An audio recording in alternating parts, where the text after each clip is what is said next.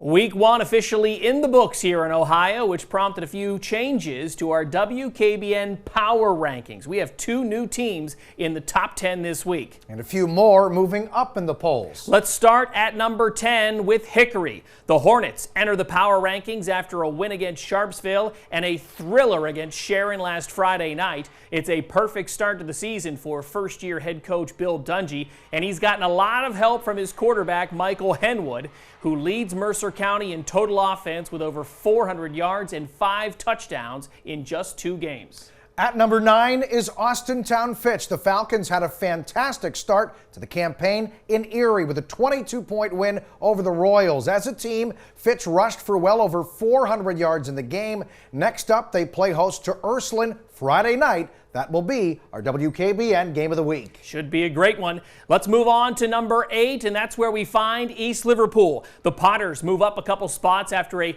51-0 rout over Cleveland JFK in week number 1. East Liverpool looked great, but the next 2 wins will not come that easy. They host Indian Creek this Friday night and then Salem in week 3.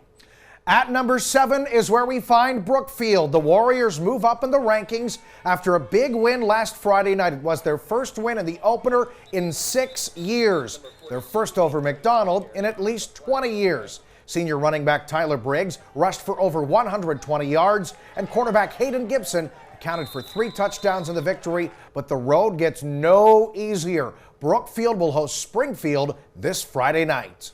At number 6, Canfield. The Cards stay put at number 6 for the second straight week after a thrilling win on the road last week. Canfield sophomore kicker Jonathan Schmidt connected on a 21-yard field goal with 5 seconds left to secure that win against Louisville. They go back to work this Friday at home against Dover. At number 5, Springfield. Speaking of thrilling wins, the Tigers knocked off their rival South Range in overtime last Friday night. Garrett Walker scored twice on 2 big plays, and David Duvall's 4-yard touchdown run in OT proved to be the game winner. Springfield travels to Brookfield this Friday. Really looking forward to this one. Both teams currently in our power rankings. You bet. At number 4, Gerard. The Indians made short work of East Palestine last Friday night. They rolled 60-0. In fact, it was 48-0 at halftime, with Gerard scoring on 4 of their first 6 plays from scrimmage.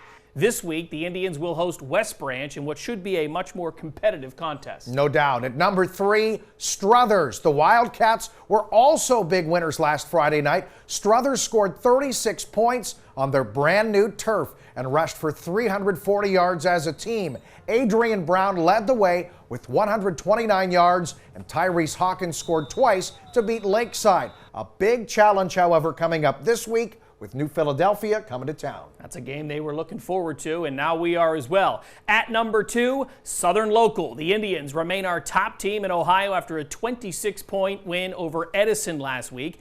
Big 22 contender Cam Grodhouse stole the show. He returned the opening kick for a touchdown. He had 90 yards receiving, a rushing touchdown, and an interception on defense. Great start for Southern Local. No doubt. And at number 1, Wilmington. No change at the top this week. The Hounds are coming off a jaw-dropping 40-0 rout of Farrell, the defending state champs in our WKBN Game of the Week. Wilmington has certainly dominated up front, rushing for nearly 600 yards in the first 2 games, while the defense has allowed less than 50 rushing yards. 2 big games for Wilmington, 2 big wins. That's why they're ranked number 1. What a start for the Hounds, and their next 7 games are against teams they dominated last year, so this could be a very special season once again for Wilmington. Make sure you tune in next Wednesday for the latest edition of our high school football power rankings right here at WKBN.com.